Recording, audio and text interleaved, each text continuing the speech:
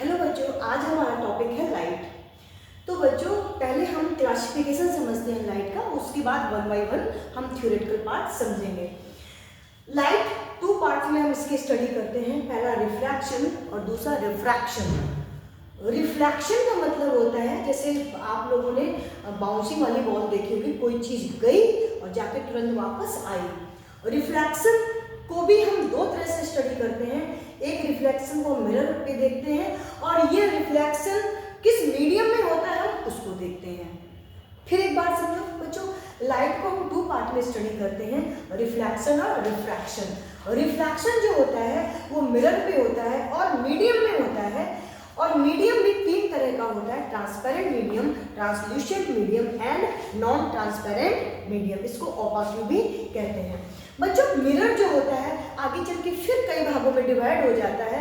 पहला plane mirror और दूसरा स्फेरिकल मिरर। स्फेरिकल मिरर आगे चल के फिर डिवाइड हो जाता है कॉनकेव मिरर में और बच्चों कॉन्वेक्स मिरर में। कॉनकेव मिरर जो होता है इसको बनाने के लिए चार रूल हमें पता होने चाहिए, हमें पता करने पड़ते हैं। अगर हम बात करें इधर रिफ्रैक्शन की, अरे एक बात बताना भूल गई, रिफ्रैक्शन जो होता है बच्चों सेम मीडियम में होता है। किस में होता है? Same medium. अगर कोई रेज एयर में आ रही है तो रिफ्लेक्ट होके भी एयर में ही जाएगी। जबकि बच्चों रिफ्रैक्शन जो होता है इसमें मीडियम चेंज हो जाता है, इसमें दो मीडियम काम करते हैं। अगर एयर से रेस आई है तो वाटर में जाएगी, वाटर यानी अगर रेयर कंडीशन से आई तो डेंस में जाएगी, डेंस से आई तो रेयर में जाएगी। और बच्चों रिफ्रैक्शन में हम लेंस को स्टडी करते हैं और उसके मीडियम को देखते हैं। लेंस की अगर हम बात करें बच्चों तो इसमें दो लेंस होते हैं, कॉन्केव लेंस और कॉन्वेक्स लेंस। बच्चों मिडियम इसमें दो तरह का होता है, रेयर और डेंसर। जबकि बच्चों अंतर समझो, रिफ्रैक्शन में हमने लेंस लिया, रिफ्लेक्शन में हमने मिरर लिया। लेंस टू टाइप के होते हैं, कॉनकेव और कॉन्वेक्स। मिरर बेसिकली मेन दो तरह के होते हैं, प्लेन मिरर और स्फेरिकल मिरर। स्फेरिकल मिरर भी टू पार्ट में डिवाइड होता है बच्चों, कॉनकेव मिरर और कॉन्वेक्स मिरर। एक यहाँ पे हम आपको बच्चों बहुत इंपॉर्टेंट बात बताएंगे जो आपको होल लाइफ याद रखनी है और बहुत इंपॉर्टेंट भी है। बच्चों अगर हम बात करें मिरर की, तो अगर हम कॉनकेव मिरर की कैरेक्टरिस्टिक्स को पढ़ लें तो कॉनकेव मिरर के सेम कैरेक्टर होते हैं कॉन्वेक्स लेंस के। फिर से ध्यान देना, क्या समझाया मैंने? कॉनकेव मिरर जो होता है उसके सेम कैरेक्टर मैच करते हैं किसके? कॉन्वेक्स लेंस से। और जो कॉन्वेक्स मिरर होता है उसके कैरेक्टर मैच करते हैं कॉनकेव लेंस से। पहली बात, ओके।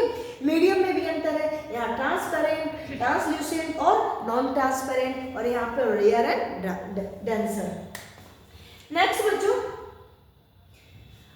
अगर हम सोर्सेस की बात करें तो एक बात आपको पता होनी चाहिए कि बिना लाइट सोर्स के हम कोई भी ऑब्जेक्ट नहीं देख सकते। We never see any object without the source of light. Okay बच्चों, लाइट का जो सोर्स होता है वो भी दो तरह से होता है, सिर्फ ल्यूमिनस और नॉन ल्यूमिनस। सिर्फ ल्यूमिनस वो सोर्स होते हैं लाइट के जिनकी अपनी ओन एनर्जी होती है। जैसे बच्चों सन की अपनी खुद की एनर्जी है, ठीक है, स्टार की खुद की एनर्जी है, इलेक्ट्रिक लैंप की खुद की भी उसकी खुद की ही एनर्जी है। अगर हम बच्चों बात करें नॉन ल्यूमिनस की तो मून की खुद की एनर्जी नहीं, आप सभी जानते हो, वो लाइट प्रकाश लेता है तब शाइन करता है। चेयर, अभी जिस चेयर पे हम लोग बैठे होते हैं उसकी खुद की एनर्जी नहीं होती, जब उस पर पड़ता है सोर्स, लाइट सोर्स, तभी हमें चेयर या टेबल दिखते हैं। बच्चों जैसा कि हमने पहले आपको बताया था क्लासिफिकेशन में कि हमें मीडियम की भी स्टडी करनी पड़ती है, हमें समझना पड़ेगा, तभी हमको पता चलेगा कि कैसे इसमें इसके फिगर ड्रॉ होंगे। ट्रांसपेरेंट जो मीडियम होता है बच्चों, उसमें जो लाइट रेज होती है वो आर पार चली जाती है। कैसे चली जाती है? आर पार चली जाती है। हम कभी मॉल गए हो, मॉल के अगर हमने जो डोर पे लगा होता है मिरर देखा होगा कि जहां हम खड़े वहां से सामने वाला या आगे वाले पर्सन को या जो भी कुछ होता है हम आराम से साफ साफ देख लेते हैं। तो बच्चों ये एग्जाम्पल होता है ट्रांसपेरेंट का। क्यों? लाइट की सोर्स से लाइट पड़ी, आर पार चली गई, ठीक है। बात अगर बच्चों हम करें नॉन ट्रांसपेरेंट की, इसमें हमें समझना होता है कि लाइट जो मीडियम होता है लाइट का वो प्रोपोगेट नहीं कर पाता है, मतलब इसमें लाइट रेज नहीं जा पाती, जैसे वुड, मेटल्स। अगर हम बच्चों बात करें टेबल की, टेबल पे हमने टेबल के नीचे हमने कोई चीज़ डाली और हम बोर्ड के ऊपर से अगर हम कोई चीज़ देखें, यानी टेबल के ऊपर से देखें, तो क्या हमको बुक दिखेगी या कोई भी ऑब्जेक्ट अगर हमने डाला है बच्चों दिखेगा? नहीं दिखेगा ना।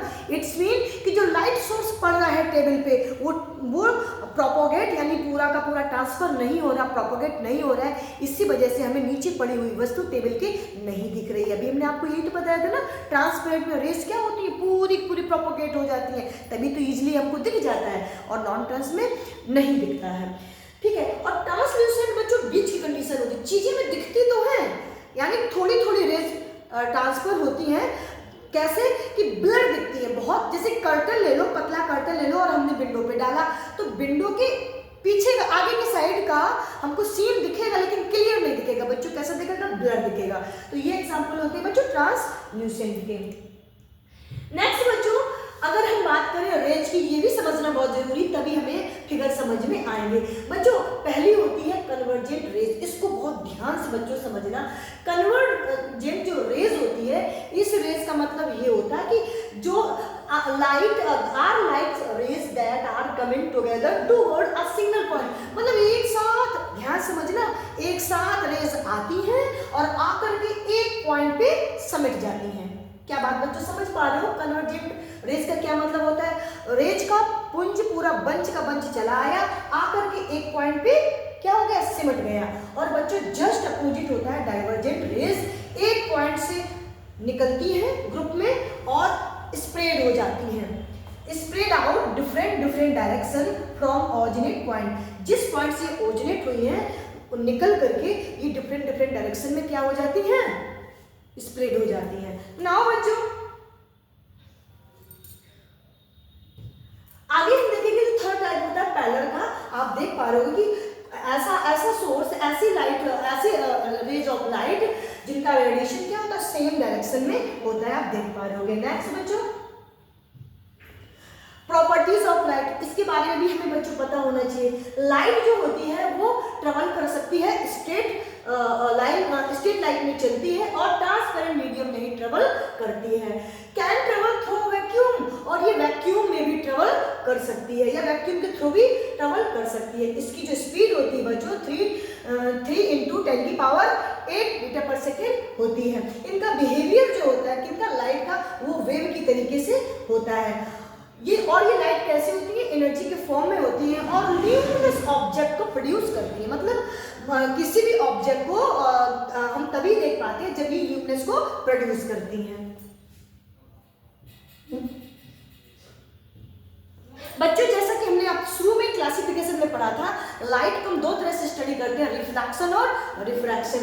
रिफ्रैक्शन जो होता है बच्चों समथिंग बाउंसिंग बैक, आप मेरी बात समझे होंगे, redirected back into the original direction. जो इनकी और जैसे कि मान लो रेज, ये ट्यूब लाइट जल रही है, रेज हमारे आईज पे पड़ करके उसी पाथ पे वापस हो गई, रीडायरेक्टेड हो गई, तो ये क्या होता है? रिफ्लेक्शन। और रिफ्रैक्शन क्या होता है बच्चों?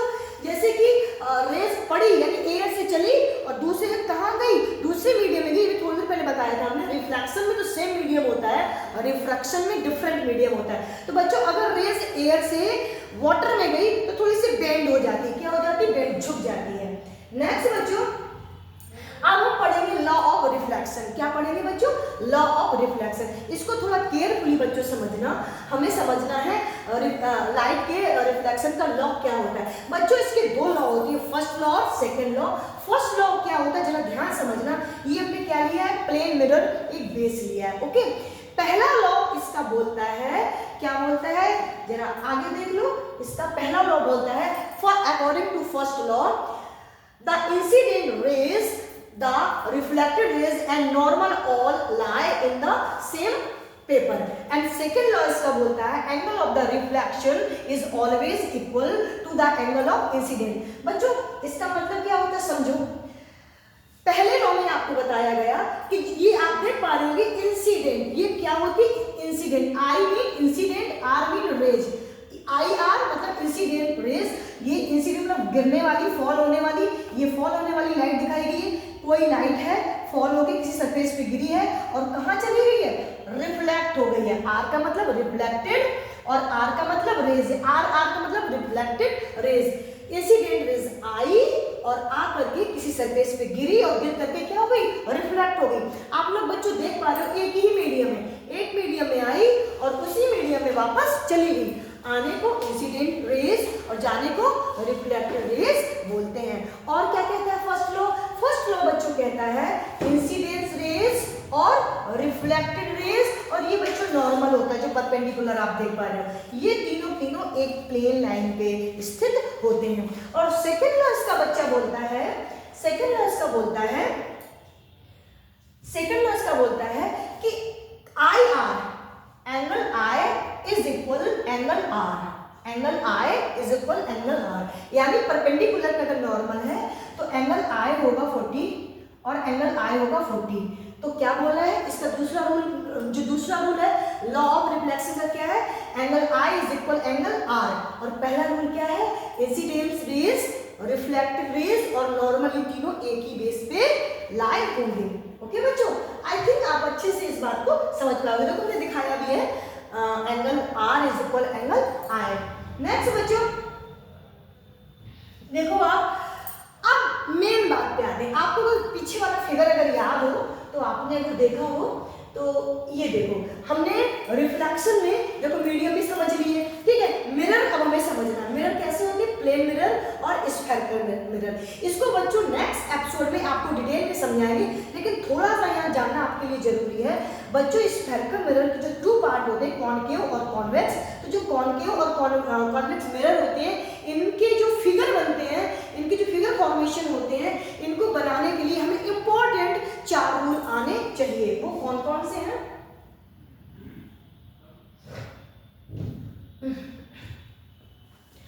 4 रूल फॉर इमेज फॉर्मेशन, रे रूल्स। पहला रूल क्या है, ray parallel to principal axis. बच्चों इसके 4 रूल हैं, 2 आज देख लेते हैं, 2 देखेंगे नेक्स्ट वीडियो में।